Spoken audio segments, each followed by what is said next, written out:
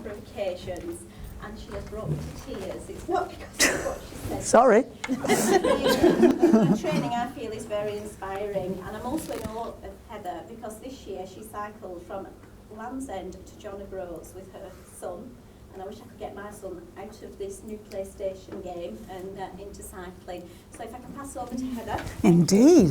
Thank you very much. Gosh, I didn't realise I'd make people cry. I know I make small children cry, but that's a different thing. That's intentional. Thank you very much.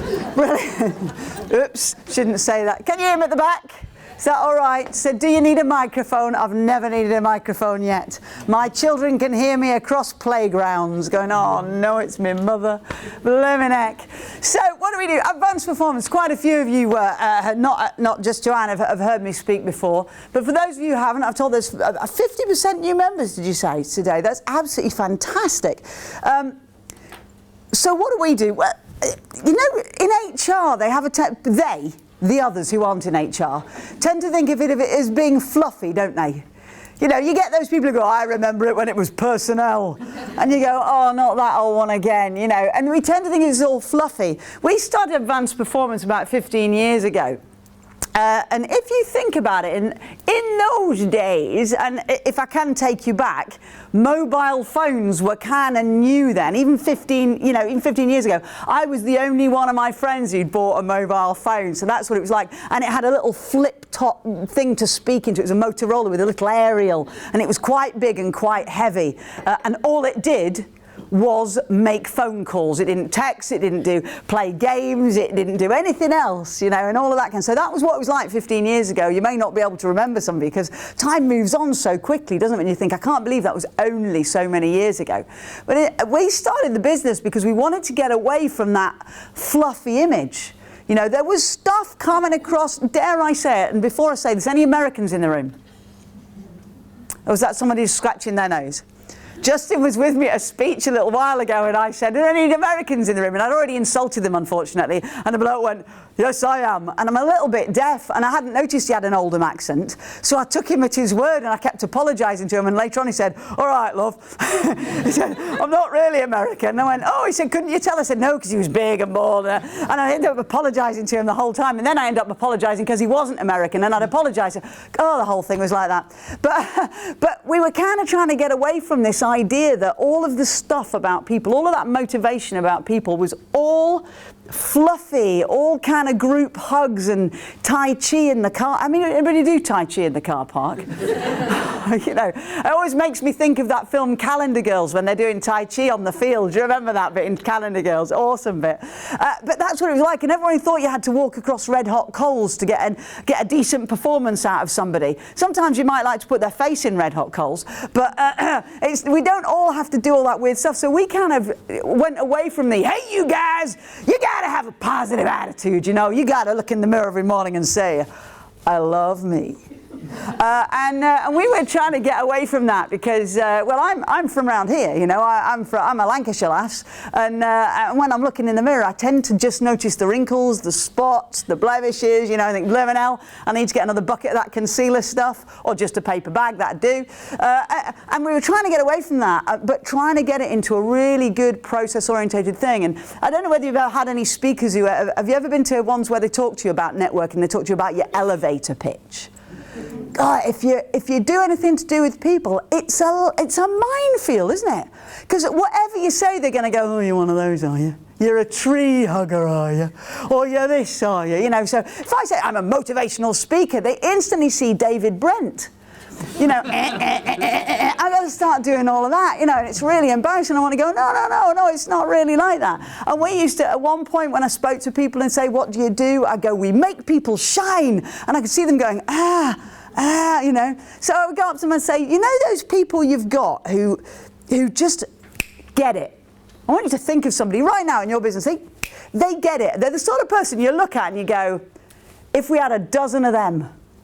You know, now, if your organisation is a dozen people, then if you had a dozen of people like that, it's brilliant. Some of you might have hundreds of people. You go, we need more than a dozen of them to turn this place around. You know, but they're those people. And then there's the others you look at. I don't just mean the others, but there are others you look at and you think, If only they could be more like them. That was a bit like Mum telling me I needed to be more like Catherine Putz. Now, you don't know Catherine Putz, but she was at school with me, and she was practically perfect in every way. You know, she was like Mary Poppins, you know. And my mum would say, if only you could be a bit more like Catherine Putz. Well, that never happened. But there you go. Off she went to Cambridge, and I've not heard from her since. I'm hoping I don't really, because it'll probably be one of those moments where I go, oh, you know, what's she doing now? Is she? Yes, she's probably high-flying somewhere and all of that. But the whole point is there's people who you really want to turn around, aren't there? And they drive you mad in a nice way. There's those who drive you mad in a different way, and those who drive you mad in a nice way. In other words, if only. If only I could light the blue touch paper. There's a great quote by Plutarch which says, the mind is not a vessel to be filled, but a fire to be lit. You know, and we get caught up in a lot of stuff when we're doing HR, don't we? We have a lot of stuff, the legal stuff, you know, that minefield of legal stuff, and we got all the paperwork we have to do. But all Plutarch said was, the mind is not a vessel to be filled, but a fire to be lit. And maybe we wouldn't have to do as much of the legal stuff if we had more of the others. Do you know what I mean? The people who really got it, not the people who we feel are always out to get us, do you know? So I thought I'd share with you a bit of a model today that's maybe a little less fluffy than you're used to from me. You know, a little bit less rah-rah and a little bit more kind of feet on the ground. We've all got awkward people. I remember talking to somebody in a business a little while ago and they said, this place would be all right if it wasn't for the people. And I was like, when I first got into this game, I was chatting to a guy who was a bus driver who actually told me that he would be able to get his entire round in on time if he didn't have to stop and pick people up. Now you're missing the point there a little bit. Great, I can hit my KPIs so long as I don't stop and pick people up. I was like, blooming out. So I started this with the question, which is, are your people your greatest asset? Because we love to say it, trips off the tongue. People are your greatest asset, we say in a fluffy voice, don't we? People, we go to see conference speakers, they go, remember, people are your greatest asset. And we go, they are, but not them. There's got to be somebody somewhere who's my greatest asset. So I thought I'd take you through a model that I thought you might enjoy. I love this quote by Michelangelo. I saw the angel in the marble and I cut away to set him free. And contrary to popular opinion, angels are supposed to be blokes. They tend not to be little girls with wings. They're supposed to be blokes, apparently, biblically. So when he says, I cut away to set him free, that's biblically correct, I believe. But the whole point here is he saw a block of marble. Now, when you're thinking about some of the people who you work with, you're probably seeing more a block of stone. You're maybe not seeing the beautiful grain of the marble, and maybe like Michelangelo, some of you are looking and going, wow, if only I could cut away to set that angel free. And I'm not suggesting you go back to work and call everybody angels or sweetheart. Might not go down so well. But what a great quote. So let's have a look at some of the people. I'm going to label people now. Now we know that it's not politically correct to label people, so don't do it. But if you get a pen and turn over on your piece of paper, I'm actually going to ask you to do workshop this with me a little bit, rather than just me talk at you, and you think you've got away, don't you, at the back? No, I've got legs, I can move. If I can do Land's End to John O'Groats, I can do from here to there, so be prepared. Grab a piece of paper, get to the back of one of these other pieces of paper, and write down a few of the names of the people in your organisation. And don't just write down your mates, okay? Some of the people you think are your stars and some who maybe aren't. And I'd just like to say, don't let anyone else see this piece of paper afterwards. If you do, you may want to contact our friends at Forbes and Taylor's and, and get yourself sorted for liability. Or is it libel? Same thing. Write down a few names. And having done that, because you secretly do it in your head anyway, I'd like you to mark those people out of 10 on 2 categories, okay? 0 being bad, low, and 10 being high. Sometimes I forget to specify that. So if 0 is low and low is high. Okay, the first criteria I want you to mark them on is commitment or buy-in. You can call it buy-in if you prefer. Buy-in to the organisation, the organisation vision and values and stuff like that. 0 out of 10. Done it? Depends on how many names you wrote down, of course. I said a few, 3, 4. Okay. And then the second thing I'd like you to mark them on is self-belief. Where do they stand on self-belief? And by the way, if you know, I mean their actual self-belief, not the face they put on. Okay? If you really know. Okay? And then I'd like you to think about this. What for you is the line? What's the negotiable and what's the non-negotiable? On commitment, where is it? What would you accept, what would you not accept? If it were your business and there were no legal issues and you could go through it, I don't know whether you know, Jack Welch did this when he went to General Electric. He labelled people A, Bs and Cs and instantly sacked all the Cs. He didn't label them, he got his managers to do so. I'm not suggesting that's a good thing, please, solicitors. I'm not suggesting that's a good thing, that's what he did, okay? A year later he said to the managers, label them again, A, Bs and Cs. I'll tell you what, all the Bs were scrambling to get into the A box. Woo! That was close. But what I want to know is, where is the line for you? Is it at 5? Are you going to sit on the fence, or is it 6 or 7? How committed do they need to be? And then where's the line on self-belief as well for you? It's easy to just go in the 5s. If you make it a 5s, when we do it as a box, you'll make it in squares. But I don't necessarily think it is 5. It might be 6 or it might be 7. Make certain boxes a little bit smaller as we get into this model, but that's up to you, okay? So let's start talking about, let's put people into 4 categories, okay? 4 different categories. So this is our box. Now I've done the lines at halfway, just because it's easier, if you like.